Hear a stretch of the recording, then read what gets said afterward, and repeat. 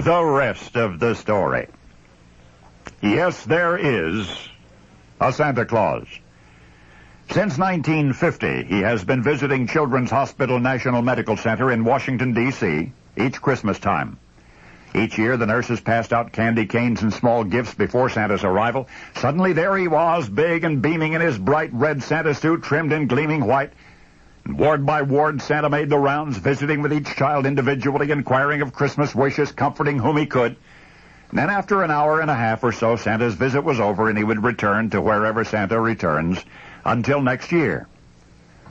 One year he was about to leave the building when a hospital administrator came up to him. There was a child Santa had not yet visited who was asking to see him, a small patient on the 5th floor. Now, the 5th floor was where very sick little boys and girls stayed, where only doctors and nurses and mommies and daddies were permitted, but never Santa Claus, until now. He was taken to the elevator, down a corridor, then to the door of the patient's room. She was a little girl, 5 or 6 years young. Santa spoke briefly with the child's parents, and then opened the door and all went inside. She was so small, her skin quite white. She was a very pretty little girl, a fact which remained strangely undiminished by the tubes to which she was bodily attached. She was also quite still, as one who is very ill, and her eyes were glazed, had the barest touch of life left in them. But as Santa approached the girl's bedside, her vacant eyes began to glimmer, and then to sparkle, and then to shine. And Santa reached down, the child reached up, wrapped a tiny hand around 2 of Santa's fingers.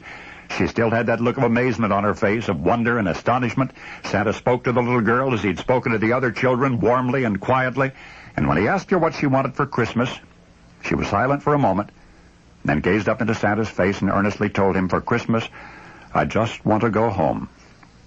Tears welled up in Santa's eyes and spilled over onto his rosy cheeks. He assured the child in a voice that broke that he would do everything he could to make her Christmas wish come true. For several minutes thereafter, he stood beside the little girl, holding her hand, smiling through persistent tears at her own tiny, smiling face, and then he left.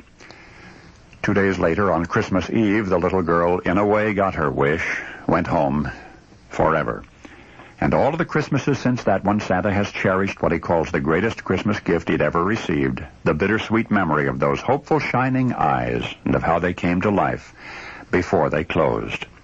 It has been suggested, whoever he is, that vision in red and white who has appeared at Children's Hospital in Washington for the past nearly 40 Christmases now, that he is not who he seems, but rather a man who all these years has inobtrusively volunteered his time, an ordinary man who is only pretending.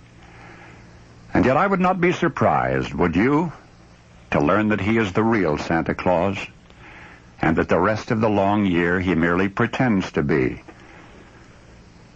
the weatherman on the Today Show, Willard Scott. I'm told that each Christmas, Willard Scott receives a phone call from the parents of a little girl who was, once upon a time.